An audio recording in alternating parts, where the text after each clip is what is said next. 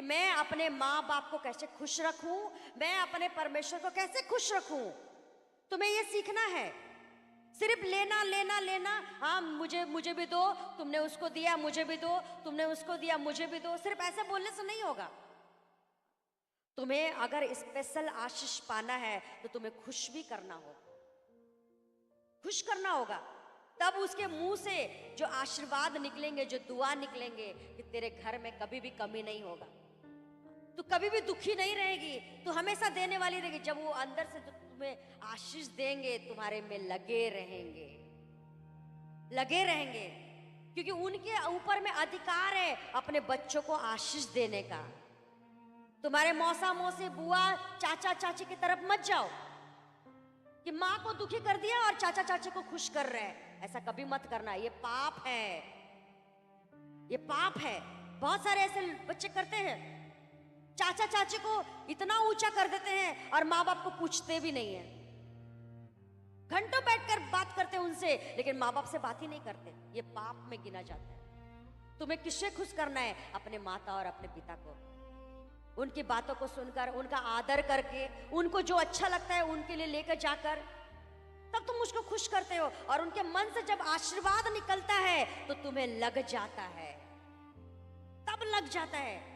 आपको पता है, जब तुम उसको कुछ लेकर जाते हो, उन्हें भेंट देते हो ना, तो उनके मन से बहुत सारी बातें निकलने लग जाती है कि वो सोने का चैन है ना, मैं इसी बेटी को दूंगी। वो जो सोने का हार है ना, मैं इसी बेटी को दूंगी। और छुपा के तुम्हें पकड़ा देती है। लो, कैसे निकलता है ये? तुम जबरदस्ती छीन नहीं सकते। जब तुम खुश करते हो उसके दिल को, तुम खुश करते हो भेंट ले जाकर। अगर तुम्हारा पास पैसा नहीं है भेंट ले जाने के लिए, तो तुम अपने कामों से उसको खुश करती हो, उसका पैर दबाती हो, उसकी बातों को सुनती हो, तो तुरंत तुम्हें वो देता है, तुरंत उसका मन खुलता है तुम्हें देने के लिए। और जब बात नहीं सुनती हो, तुमका मन भी नहीं खुलता। आप समझ रहे हो? धरती पे तुम्हारे माता पिता है जिसको परमेश्वर ने कहा है आदर करो, उसका आदर करो, रिस्पेक्ट करो उसका। रिस्पेक्ट करने का मतलब ये है कि आप उनकी खुशी के बारे में जाने, उनकी जरूरतों के बारे में आप जाने कि इस समय मुझे उनको क्या देना चाहिए, अपने औकात के अनुसार आप दें। और आदर करने का मतलब ये है कि अगर बाप कहे कि मुझे सिगरेट पीना है, जा माचिस लेकर आ, नहीं देना। अगर बाप कहे जा बोल दे कोई दरवाजे पास खड़ा है, बोल दे मैं घर में नहीं हूं, ये काम मत करना, ये नहीं करना। तुम्हें भले काम करने के लिए बुलाया गया है। परमेश्वर कहते हैं अगर तुम्हारे माँ बाप बुरे भी हैं, फिर भी उनका रिस्पेक्ट करो। बुढ़ापे में उसको मत छोड़ो, रिस्पेक्ट करो उनका, लेकिन बुरे काम में मत करना कि जा वहां से उठा के लेकर आ जा झूठ बोल दे, मुझे नशा करना है, जा गिलास लेकर आ। ये सब काम में मत जाना, ये सब काम में तुम्हें नहीं करना है। लेकिन बुढ़ापे में तुम्हें उन्हें देखना है। तुम जो करोगे अपने जीवन में पाओगे। अगर तुमने नहीं देखा, फिर तुम ऐसा कुछ नहीं बोना जो तुम काटना नहीं चाहते। आप समझ रहे हो? सबसे अधिक धरती पर उन्हें प्यार करना है, धरती पर। और जब परमेश्वर देखता है कि मैंने जो माता पिता इसे दिया है उसका ये आदर करता है, तो परमेश्वर तुम्हें और आशीष देता है। माता पिता का अनादर करने वाले कभी आशीष नहीं पाएंगे। हमेशा तुम्हें बीमारियों में और कर्जे में दिखाई देंगे। हमेशा जो अपने माँ बाप को गालियां देते हैं, उनको बुरा कहते हैं, वो हमेशा तुम्हें कर्जे और गरीबी में दिखाई देंगे। हमेशा बीमारियों में तुम्हें दिखाई देंगे। कोई ना कोई बीमारी उनके जीवन में लगे रहते हैं। क्यों? क्योंकि वो आशीष नहीं है जो माता पिता के द्वारा मिलना है, आशीष नहीं। सास ससुर को परमेश्वर ने माता और पिता कहा है। वो कहा कि वो भी माता पिता ही हैं तुम्हारे। वो सास ससुर का मतलब ये नहीं कि तुम भेदभाव करने लग जाओ, ये इसने तो मुझे जन्म नहीं दिया, इसने तो मुझे पाला पोसा नहीं, मैं क्यों उनको आदर करूं। बाइबल में सास ससुर के लिए भी वही शब्द है, माता और पिता, वही शब्द है। बाइबल में जब रूत ने अपनी सास के पीछे चला और परमेश्वर ने उसे बहुत आशीष दिया, फिर से उसका घर बसाया, फिर से उसको सब आदर मान सम्मान सब कुछ दिया। क्यों? क्योंकि उसने अपने सास को अपनी मां की तरह पाला। खुद कमाती थी, अपने सास को खिलाती थी, अपनी बूढ़ी सास को छोड़ी नहीं, इसीलिए प्रभु ने उसको आशीष दिया। बाइबल में सास ससुर करके कोई शब्द नहीं, क्योंकि वो भी एक माता पिता है। तुम्हें दिल से उनका आदर करना है, दिल से। लेकिन याद रखना, जब वो बुरे काम तुमसे कहे मत करना। बुरे काम, जब तुमसे बुरे काम कहे, क्यों कि तेरा बहन तुझे तंग करता है, जा तू भी उसको तंग कर। तेरा बहन तुझे मारता है, जा तू भी उसको मार। इसमें तो उसकी बातें मत सुनना। हालेलुया। तो तुम्हें वो विवेक दिया गया है कि कौन सा बात सुनना है, कौन सा बात नहीं सुनना है। आप समझ रहे हो? मैं चाहती हूँ आप सब जन प्रार्थना करें। तुम्हारे अच्छे काम जब परमेश्वर देखता है तो तुम्हें बहुत आशीष देता है, बहुत बढ़ाता है तुम्हें। जो अपने माता पिता का ही आदर नहीं करते, फिर वो परमेश्वर का कैसे आदर करें? जिन्होंने जन्म दिया, पाला पोसा, बड़ा किया, सब कुछ दिया, अपनी संपत्ति तक दिया, जब उसी की आदर नहीं करते तो परमेश्वर का तुम आदर कैसे करोगे, जिसको तुम देखते नहीं? मैं चाहती हूँ आप प्रार्थना करें, अपने हार्ट को बदले, अपने मन को बदले, उस कड़वाहट को निकाल दें अपने अंदर से। मेरी माँ ने, मेरे बाप ने मेरे साथ ऐसा व्यवहार किया था, मैं उनसे बात नहीं करूंगी। उस कड़वाहट को आज निकालें। जो कुछ आशीष है तुम्हें मिलने वाली है,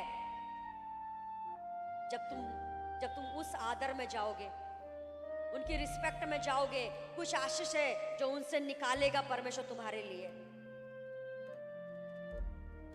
अगर कोई कड़वाहट है तुम्हारे माता पिता को लेकर, आज उसको खत्म करो, खत्म करो। जब तक वो धरती पर है तुम्हें उसका आदर करना है, चाहे माँ बाप बनकर है, चाहे सास ससुर बनकर है, तुम्हें उसका आदर करना है।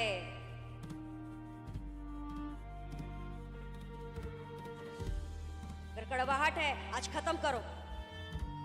तुम्हारे माता पिता ने तुम्हारे साथ अच्छा व्यवहार नहीं किया, तुम्हारे सास ससुर ने तुम्हारे साथ अच्छा व्यवहार नहीं किया, आज खत्म करो उसको। उस कड़वाहट को आज परमेश्वर घर में खत्म कर दो। प्रभु मैं खत्म करती हूँ उस कड़वाहट को,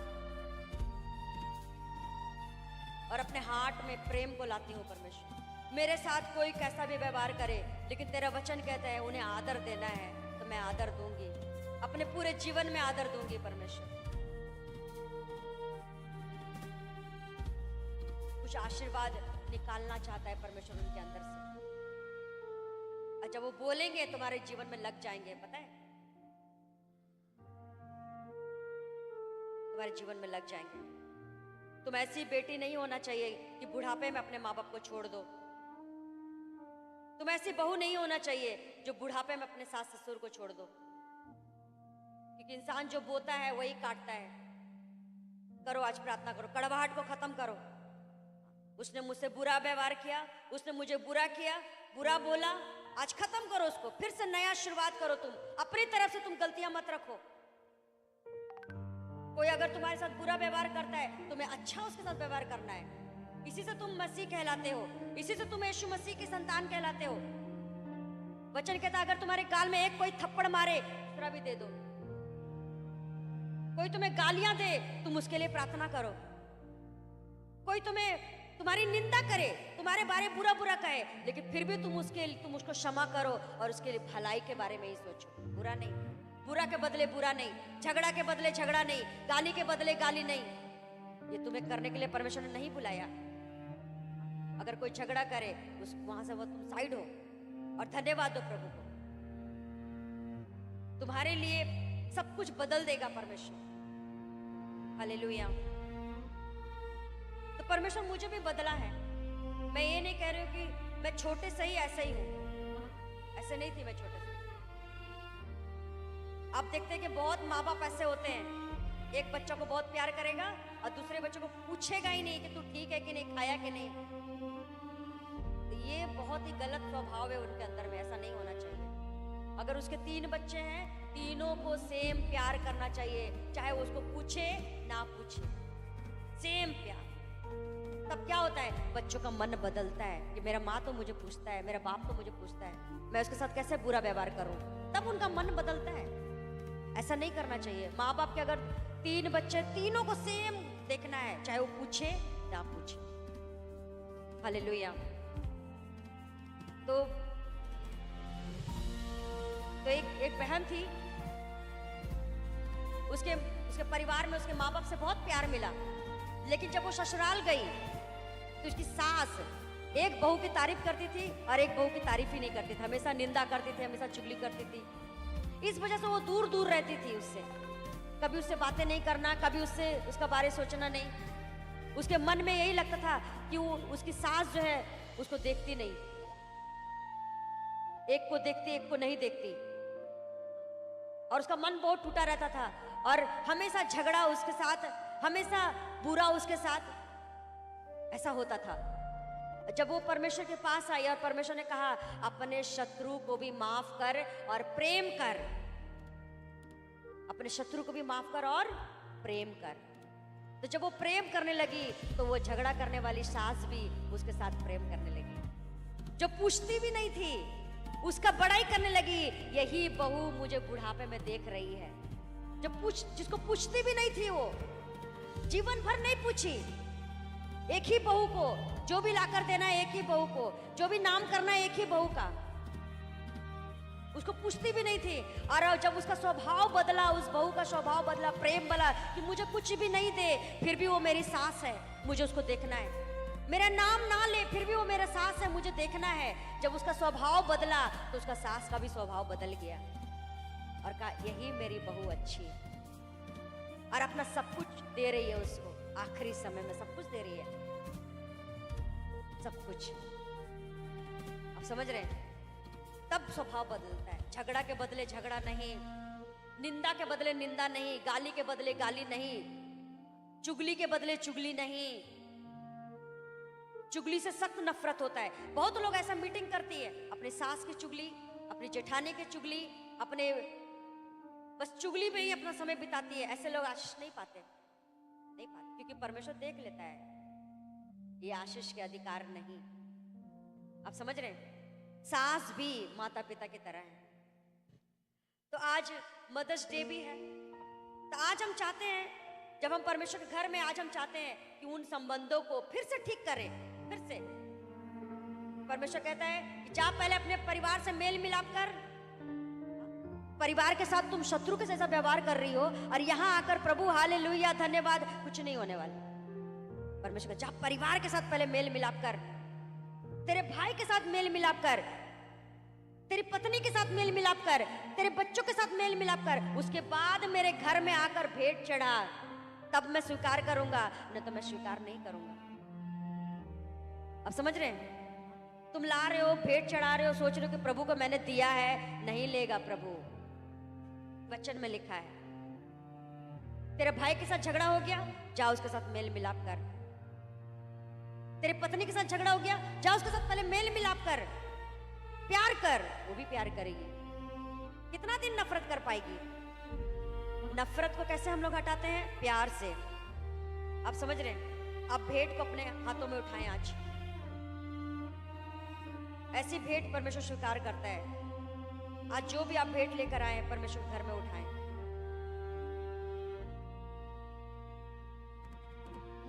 परमेश्वर सामने उठाएं और कहें परमेश्वर को कि प्रभु तूने मुझे खाली हाथ नहीं रखा, प्रभु इस लायक बनाया है कि मैं तेरे घर में कुछ लेकर आने पाई हूं। परमेश्वर मेरी भेंट को स्वीकार कर परमेश्वर, और मुझे बहुत आशीष दे परमेश्वर, और मुझे बहुत आशीष दे। मेरे लिए स्वर्ग से आशीषों की वर्षा कर परमेश्वर। मेरे डेरे में सुख, शांति, समृद्धि, बढ़ोतरी बनी रहे, लंबी आयु बनी रहे यीशु के नाम में परमेश्वर। फिजूल खर्चे मेरे घर में ना घुसे परमेश्वर, बीमारियां, कर्जे मेरे घर में ना घुसे परमेश्वर, सब प्रकार की माइनस करने वाली आत्मा मेरे घर में ना घुसे परमेश्वर। स्वर्ग से मुझे आशीष दे परमेश्वर, मुझे समृद्ध कर, मुझे इतना दे कि किसी के आगे मुझे हाथ ना फैलाना पड़े। यीशु के नाम में मैं मांगती हूं परमेश्वर, मेरे लिए रास्ते खोल परमेश्वर, मेरे आगे बढ़ने के लिए रास्ते खोल, मेरे बिजनेस को बढ़ा, मेरे जॉब में इनकम दे परमेश्वर, प्रमोशन दे परमेश्वर, मुझे आगे बढ़ाए यीशु के नाम में मैं मांगती हूँ परमेश्वर। मेरे बाकी भंडारों को छू परमेश्वर, कि ना मुझे खाने की कमी हो, ना मुझे पहनने की कमी हो परमेश्वर। मेरे पैसे बीमारियों में ना जाए परमेश्वर, मेरे पैसे कर्जे में ना जाए, फिजूल खर्ची में ना जाए परमेश्वर। मेरे भंडार ऊपर तक भरे रहे, यीशु के नाम में मैं मांगती हूँ परमेश्वर। आमीन। आप बोए।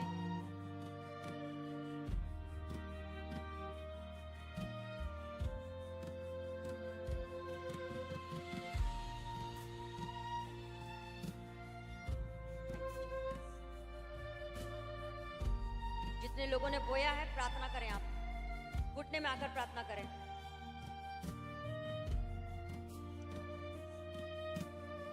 क्योंकि प्रभु ने क्या कहा है कि दिया करो तुम्हें भी दिया जाएगा, दिया करो तुम्हें भी दिया जाएगा। इस वचन को मनन करते हुए प्रार्थना करो, प्रभु मैंने तेरे घर में बोया है परमेश्वर, मेरे लिए आकाश से झरोखे खोल दे परमेश्वर। मुझे इतनी आशीष दे कि कभी भी मुझे मांगना ना पड़े परमेश्वर। मेरा घराना परमेश्वर परिपूर्ण रहे, संपूर्ण रहे परमेश्वर। इतना मुझे दे परमेश्वर। मांगे मांगे मांगे परमेश्वर, वो सब तुम्हें दे सकता है। अगर तुम्हें प्रमोशन चाहिए, प्रमोशन दे सकता है। तुम्हारे इनकम में ग्रोथ चाहिए, वो तुम्हें दे सकता है। मांगे आज परमेश्वर के आगे कि मेरे भंडार, मेरे भेंट परमेश्वर तेरे आगे पहुंचे परमेश्वर, और मुझे ऐसी आशीष मिले आज परमेश्वर कि मेरे घर से दूसरों की जरूरतें पूरी हो परमेश्वर। मेरे घर में जो भी आए परमेश्वर, वो परिपूर्ण होकर जाए परमेश्वर, तृप्त होकर जाए परमेश्वर। मेरा घर भंडार बन जाए परमेश्वर, कि कोई भी आए परमेश्वर वो भूखा ना जाए परमेश्वर। मैं देने वाला बनूं परमेश्वर, किसी के आगे हाथ फैलाने वाला ना बनूं परमेश्वर। मेरे वंशों में परमेश्वर ऐसी आशीष दे परमेश्वर कि कभी भी वो टुकड़े ना मांगे, भीख ना मांगे मेरे बच्चे यीशु के नाम। हम मांगते हैं सबको आमीन। जब मैं कुछ 6th क्लास में पढ़ती थी, उसी समय मेरी मम्मी का डेथ हो गया, और मुझे मेरे पापा ने पाला, सब कुछ सिखाया उन्होंने। और फिर एक समय आया, मेरे पापा का भी डेथ हो गया। अब ना मम्मी रही ना पापा रहे। उस समय बाइबल का वचन मेरे हाथ में आ चुका था, और इसी बाइबल के वचन में लिखा है कि मैं अनाथों का और विधवाओं का परमेश्वर हूं। और मैंने कहा परमेश्वर से, मैंने जब जिस दिन मेरे पापा का डेड बॉडी मेरे सामने रखा हुआ था, मेरे पापा का सामने में डेड बॉडी रखा हुआ था, और ये किताब मेरे हाथ में था, और मैं परमेश्वर को बोल रही थी कि प्रभु मेरे माँ भी मर गई, मेरे बाप भी मर गया, मैं अनाथ हो गया प्रभु। अब मुझे देखने वाला पूछने वाला कोई नहीं है, मैं अनाथ हो गया।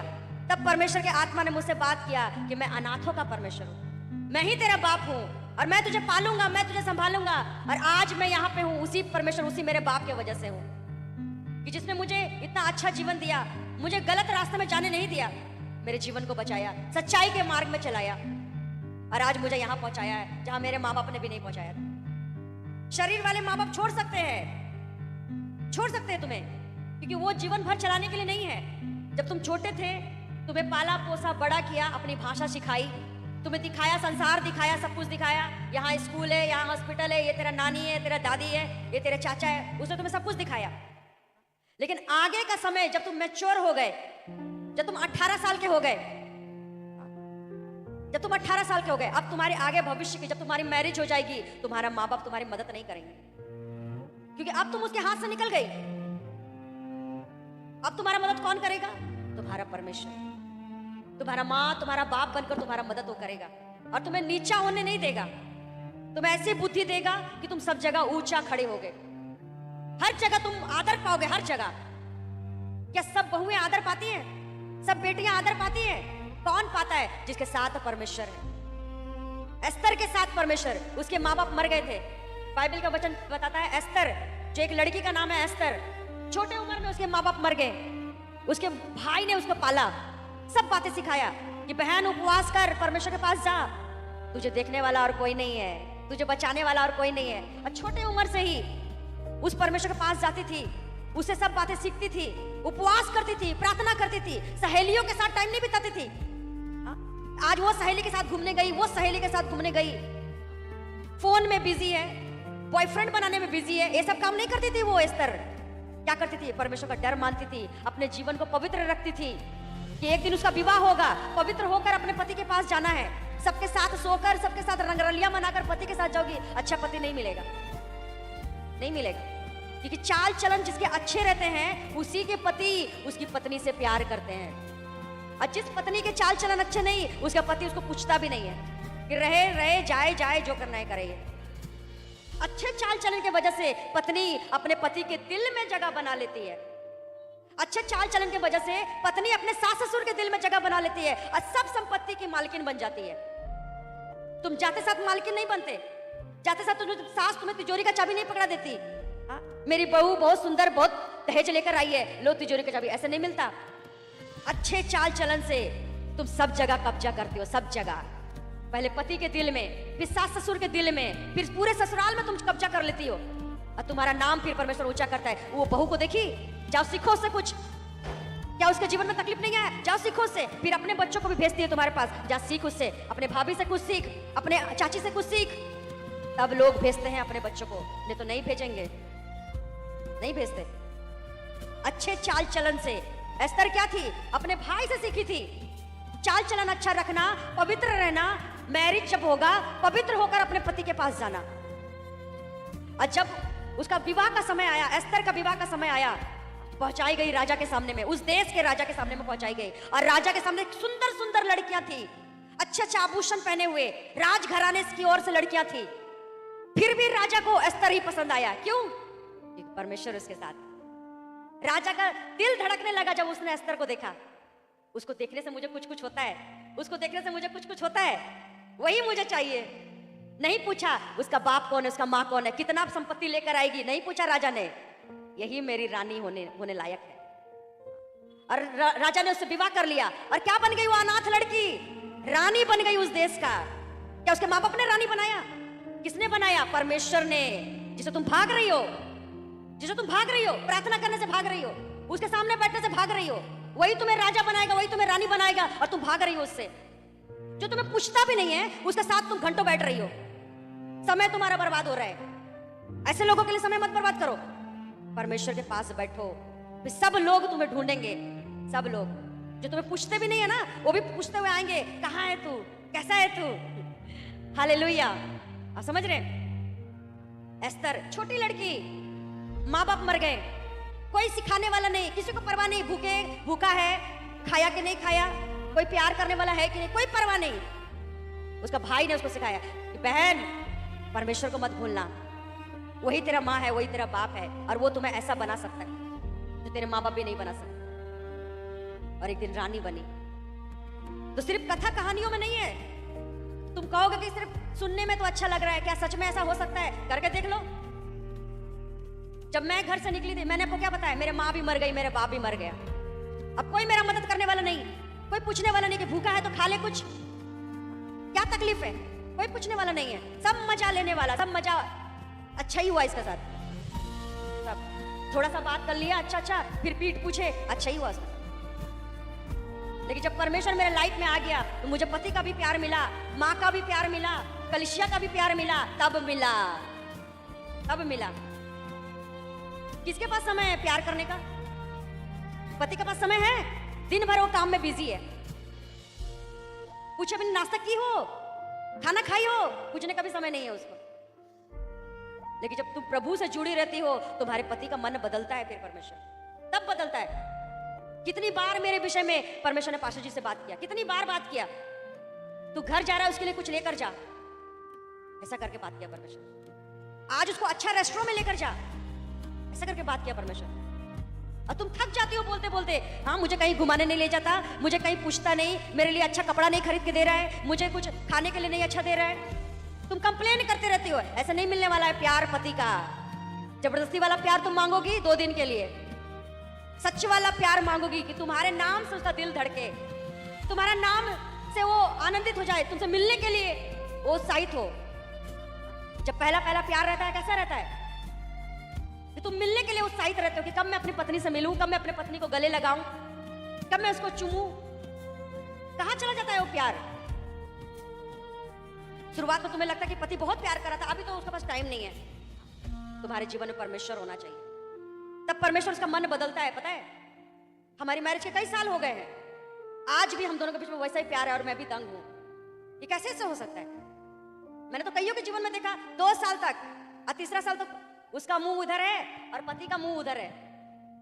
2 साल के बाद पहला साल खूब प्यार चल रहा है कि सब दुनिया ही भूल गया है। दूसरा साल बच्चा हो गया, अब भाई बच्चा को भी समय देना है। और तीसरा साल पत्नी का मुंह उधर है और पति का मुंह उधर है, खत्म हो गया प्यार। हम आज भी वही प्यार देखते हैं, आज भी। क्या परमेश्वर चाहता है कि तुम्हारा प्यार खत्म हो जाए?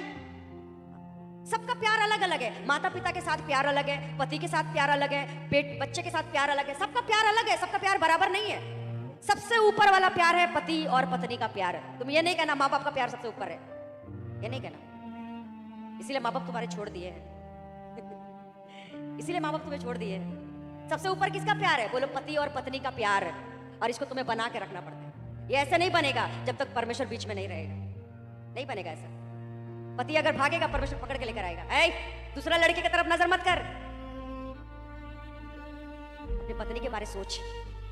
वो घर में खाई कि नहीं खाई है, क्या कर रही है, काम के चक्कर में सब कुछ भूल तो नहीं गई? फोन कर उसको, पूछ क्या कर रही है। तब पति के मन में ये बात डालता है। ऐसा करता है परमेश्वर। और वैसे पत्नी को भी किसी दूसरे औरत आदमी के साथ बात नहीं करना है, किसी दूसरे आदमी के बारे में सोचना नहीं है। जब अपना पति सामने आए तो ये नहीं कहना उसका पति बहुत अच्छा है। जब तुम दूसरे के पति का बड़ाई करते हो, दूसरे की पत्नी का बड़ाई करते हो, तो अपनी पत्नी का अनादर कर रहे हो। इसका मतलब बहुत लोग ऐसा बोलते हैं, उसका पति देखो हमेशा कुछ ना कुछ ला कर देता है, हमेशा घुमाने लेके जाता है। इसका मतलब तुम अपने पति का अनादर कर रही हो। समझ रहे हो? और वैसे ही पति को भी नहीं बोलना चाहिए कि देखो उसका पत्नी को सुबह सुबह उठ जाता है, सुबह सुबह नाश्ता बना के दे देता है, सुबह सुबह। तो क्या कर रहा है वो? अपनी पत्नी का अनादर कर रहा है। तो जब अनादर होगा तो क्या प्रेम रहेगा? नहीं रहेगा। तो वो प्रेम कैसे बना रहता है? जब बीच में यीशु मसीह रहता है। बीच में पैसा रहने से प्रेम नहीं रहेगा। बहुत खूबसूरत हो, प्रेम नहीं रहेगा। बहुत बुद्धिमान हो, बहुत इंटेलिजेंट हो, नहीं रहेगा प्रेम।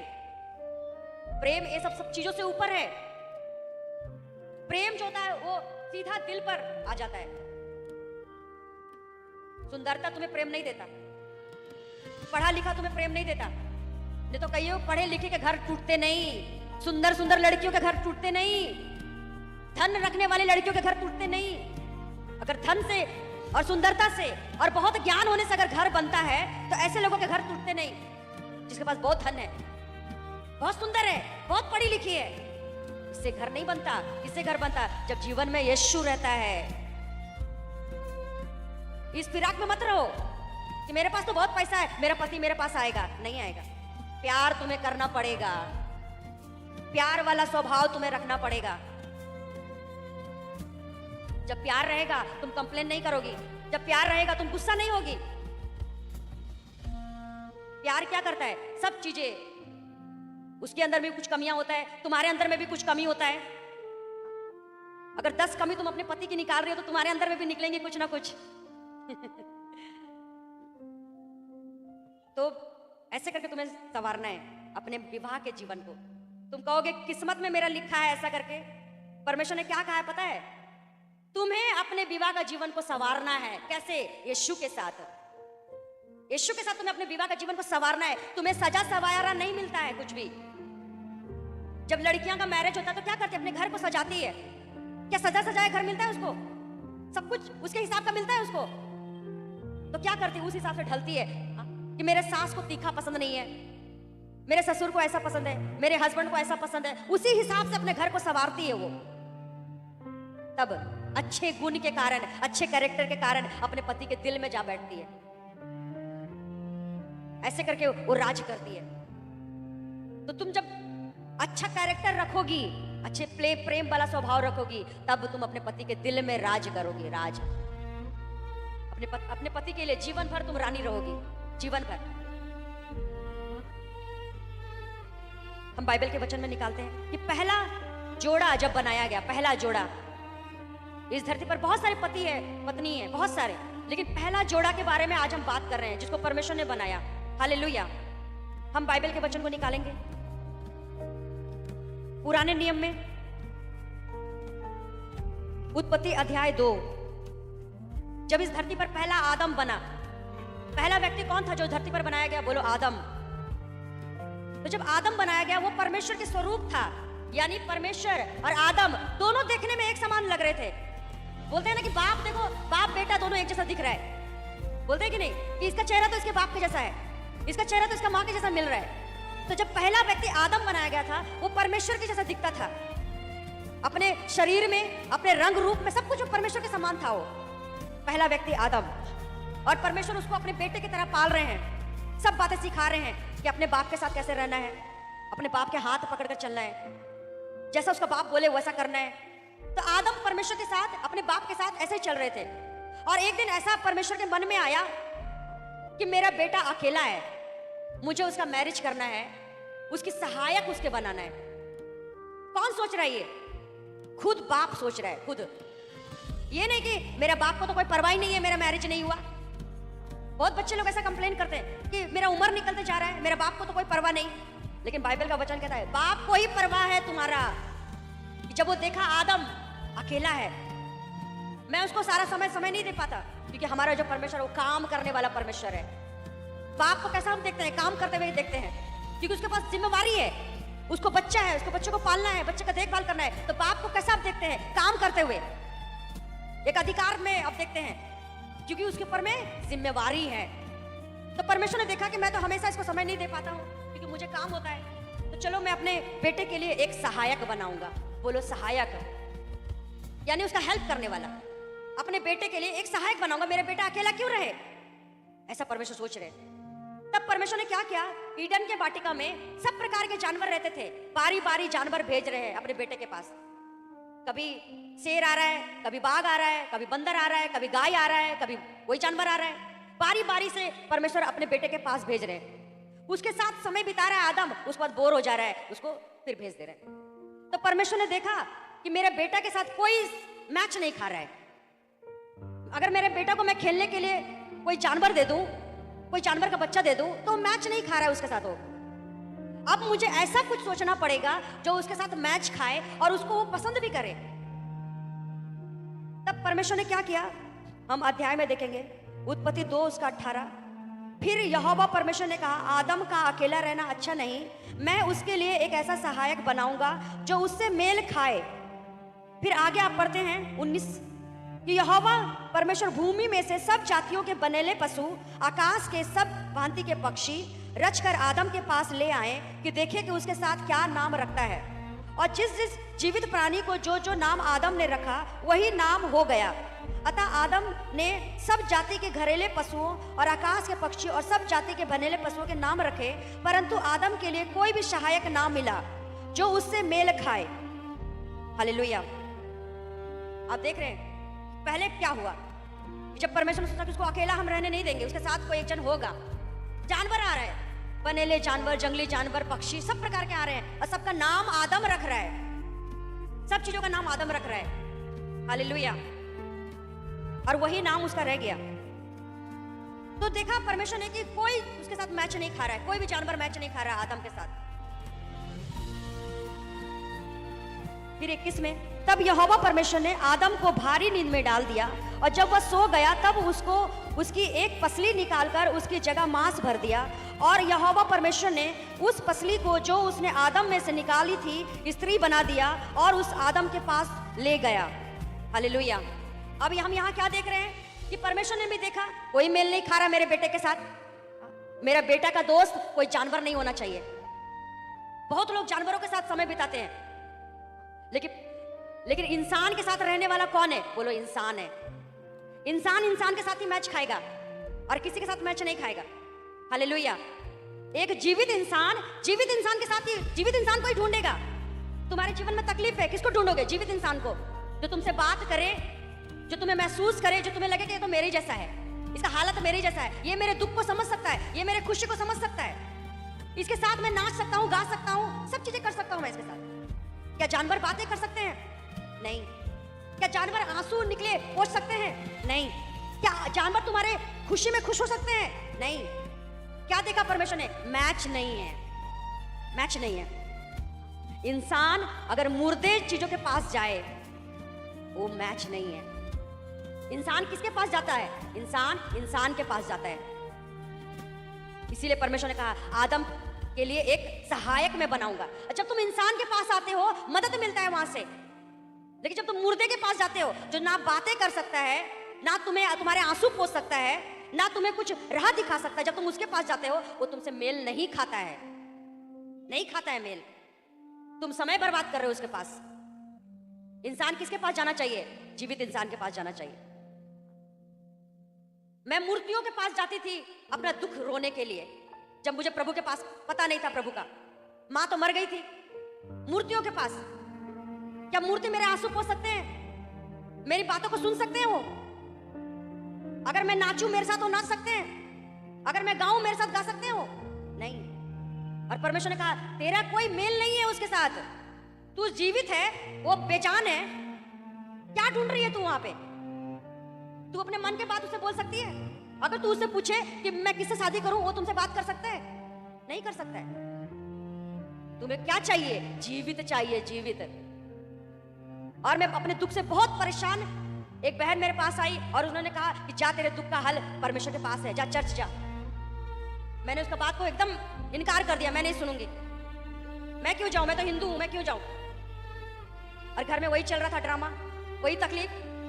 फिर मैंने बोला ठीक है एक दिन चलते हैं, इतना बोल रही है एक दिन चलते हैं। और जिस दिन मैं गई उसी दिन से मेरा इलाज स्टार्ट हो गया। उसी दिन, एक दिन भी मैंने प्रभु का घर नहीं छोड़ा, एक दिन भी नहीं। वो कह रही है तुम्हें जीवित चाहिए, जीवित, जो तुमसे बात करे, जो तेरे आंसू पोंछे, तेरे दुख में दुखी हो, तेरे खुश में खुशी हो, ऐसा तुम्हें जन चाहिए। वो मनुष्य नहीं है। कौन है वो? खुद परमेश्वर है, वो परमेश्वर। तुम मुर्दों के पास जाकर रोगे, कुछ नहीं हल होगा, कुछ हल नहीं होगा। मैं 30 साल रोई हूं, मैं 30 साल रोई हूं, कुछ हल नहीं निकला। कर्जा, गरीबी, लड़ाई झगड़ा, कलेश वैसा ही था। जिस दिन मैंने जीवित को ढूंढा, कौन है मेरी बात सुन सकता है? कौन है? मैंने सहेली को भी अपना दुख बताकर देख लिया, कुछ फायदा नहीं हुआ। किसी के पास टाइम नहीं है मेरा दुख सुनने के लिए। तुम लोगों के पास जाते हो दुख बताने के लिए, किसी के पास समय नहीं है इतना कि तेरा दुख देखकर वो कुछ बोले। एक ही जन बैठा है, परमेश्वर। और जब तुम उसको पकड़ लोगे, मेरी तरह तुम भी सब दुखों से निकल जाओगे। आमीन। और परमेश्वर सोच रहा है मैं उसका एक सहायक बनाऊंगा। क्यों अकेला रहे वो? मैं उसका सहायक बनाऊंगा। फिर हम आगे अध्याय में देखते हैं। तो परमेश्वर ने आदम के पसली में हाथ लगाया। पसली यहां होता है, यहां होता है पसली। परमेश्वर ने आदम को गहरा नींद में सुला दिया। यहां हाथ लगाया, यहां से निकाला मांस और हड्डी। क्या निकला यहां से? मांस और हड्डी। अपने पसली पर आप हाथ दे, आपको कुछ महसूस हो रहा है वहां पे? यहां से परमेश्वर ने मांस निकाला और हड्डी निकाला, और उस जगह में परमेश्वर ने मांस रख दिया। और जो मांस और हड्डी निकला, उसी से परमेश्वर ने आदम के लिए सहायक को बनाया। किसी के साथ मैच नहीं हो रहा है, इसके लिए मुझे स्पेशल बनाना पड़ेगा सहायक, जो इसका मदद करेगा, इसके साथ रहेगा, इसके साथ खेलेगा, इसके साथ आनंद मनाएगा, खुशी मनाएगा, इससे प्यार करेगा। वो उसको छोड़कर कभी वो जाएगा नहीं। अगर ये कुछ पूछे तो वो जवाब भी देगा। तो उसके पसली से परमेश्वर ने हवा को बनाया। हम आगे देते हैं।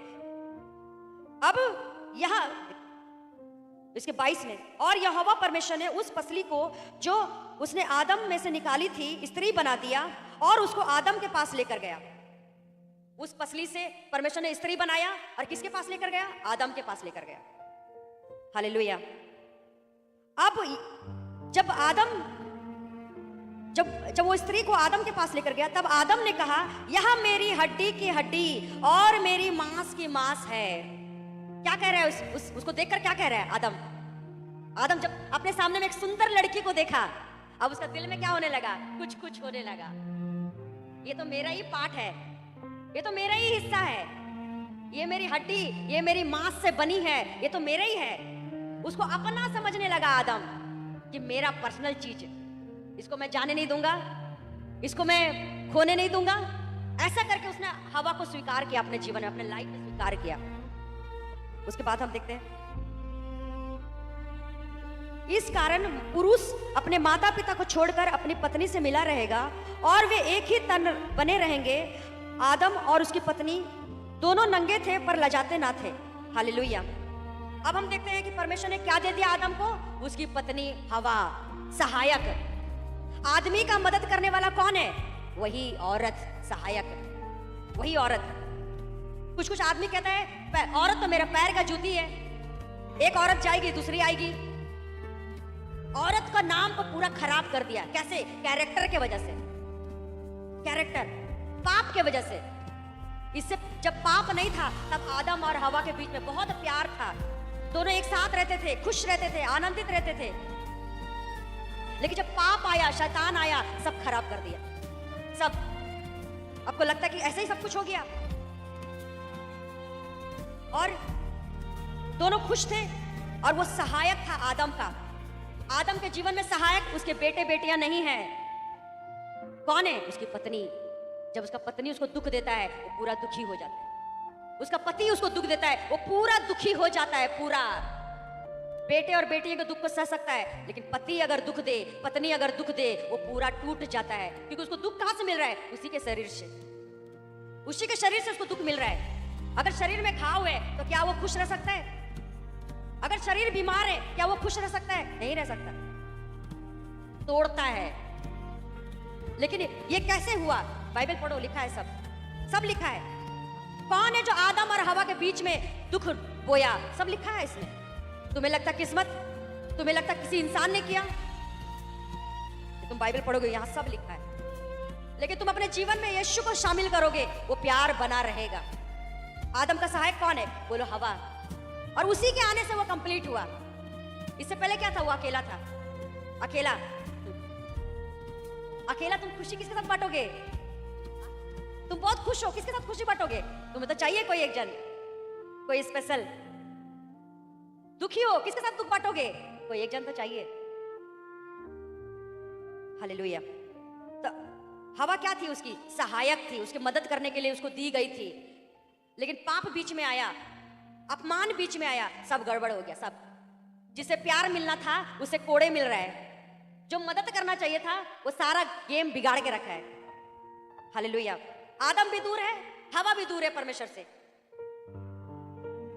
क्या थे वो लोग दोनों? परमेश्वर के ईडन के वाटिका में थे दोनों। परमेश्वर उनसे मिलने आते थे शाम के समय में कि बेटा कैसा है, बेटी कैसा है, सब ठीक है ना, तुम दोनों झगड़ तो नहीं रहा है, तुम लोग दोनों प्यार से है ना, तुम दोनों ने एक दूसरे का ख्याल रखा है ना। परमेश्वर देखने आते थे। आज भी तुम्हारे विवाह में परमेश्वर आते हैं देखने के लिए कि मैंने उसको पति दिया, कैसे रख रहे हो, मैंने उसको पत्नी दिया, कैसे रख रहे हो, देखने आता है वो। लेकिन तुमने शामिल नहीं किया परमेश्वर को। शामिल करोगे सब ठीक कर देगा परमेश्वर, सब। और दूर दूर रहोगे कुछ नहीं है फिर उसमें। बोलो सहायक। वो सहायक जब आदम के जीवन में आया वो खुश हो गया, खुश हो गया वो। आप देखते हो जब मैरिज हो जाता है तो मतलब कितना खुश हो महसूस करते हैं। जब मैरिज हो जाता है तो अलग ही दुनिया में वो रहते हैं। आपने न्यू कपल को देखा है? न्यू कपल जिसकी मैरिज होती है अलग ही दुनिया में रहते हैं, अलग ही सोच में रहते हैं। अपने आप को संवारती रहती है सुंदर दिखने के लिए, अपने पति को दिखाने के लिए, और पति भी उसको पत्नी को खुश करने के लिए, आज मैं घर में ये लेके जाऊंगा, मेरे वाइफ को बहुत पसंद है। वो लोग अलग दुनिया में रहते हैं। शैतान घुसता है दुख देने के लिए। आप समझ रहे हैं? अब हम एक वचन निकालेंगे, लूका या फिर यूहन्ना।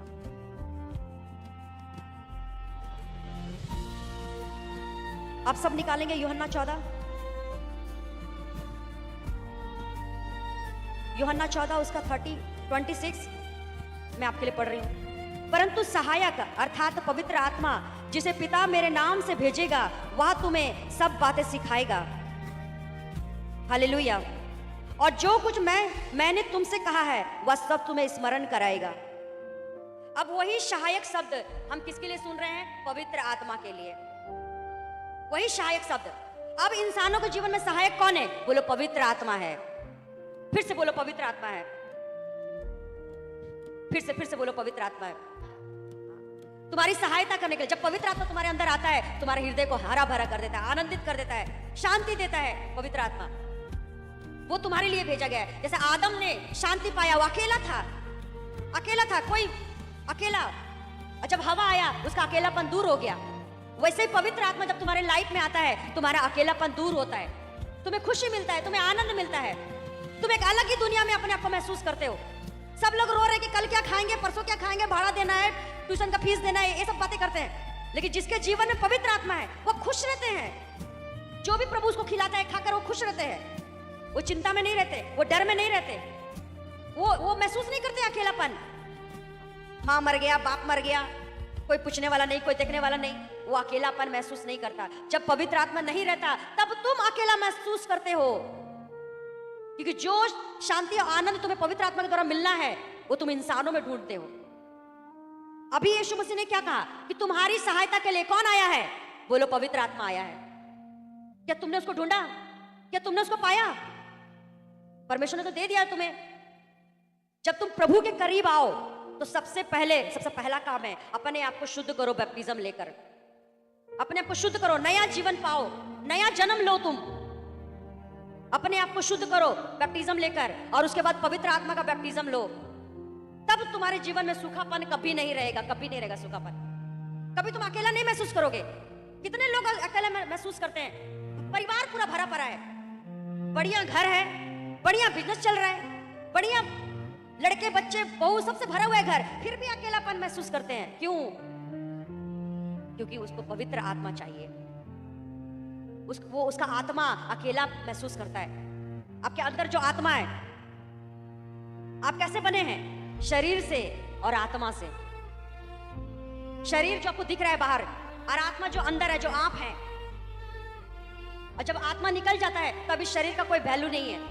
जिस शरीर को तुम खिला रहे हो, बढ़िया से खिला खिला के मोटा कर रहे हो, जिसके बारे में 10 बार सोचते हो, कल क्या खाऊंगा, सुबह खा लिया तो शाम को क्या खाऊंगा, जिस शरीर के बारे में तुम 10 बार सोचते हो, जब ये आत्मा निकल जाएगा, इस शरीर का कोई वैल्यू नहीं है।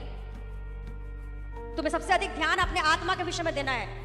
आत्मा कभी नहीं मरेगा, और वही तुम्हें सहारा देता है। जब तुम भूखा भी रहते हो, वही तुम्हें सहारा देता है। कोई बात नहीं। हालेलुया। आप समझ रहे हो? कितने समझ रहे हैं मैं आपको क्या बताना चाह रही हूं? कि जब तुम प्रभु के पास आओ, सबसे पहले तुम बपतिस्मा लो, पानी से नया जीवन पाओ, नया जन्म पाओ।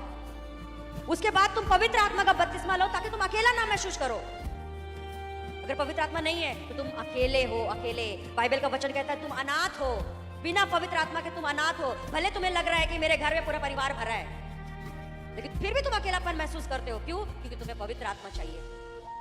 सहायक के तौर पर पवित्र आत्मा है। और जब पवित्र आत्मा तुम्हारे अंदर आता है, तो हम देखेंगे, कुरिन्थिया निकालें, सब निकालें, कुरिन्थिया उसका 12।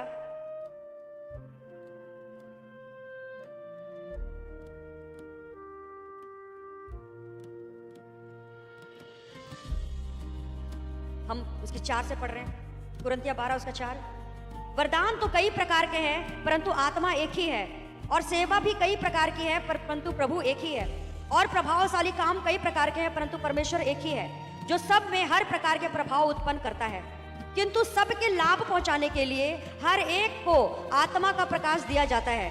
क्योंकि एक को आत्मा के द्वारा बुद्धि की बातें दी जाती हैं, और दूसरे को उसी आत्मा के द्वारा ज्ञान की बातें दी जाती है। किसी को उसी आत्मा के द्वारा विश्वास के, किसी को उसी आत्मा के द्वारा चंगा करने का वरदान दिया जाता है, किसी को उसी आत्मा के द्वारा सामर्थ का, शक्ति का, भविष्यवाणी का, आत्माओं की परख का, और भाषाओं का अर्थ बताने का। ये सब कौन लेकर आता है? बोलो, पवित्र आत्मा लेकर आता है। और एक जगह वचन निकालेंगे, प्रेरितों उसका 1।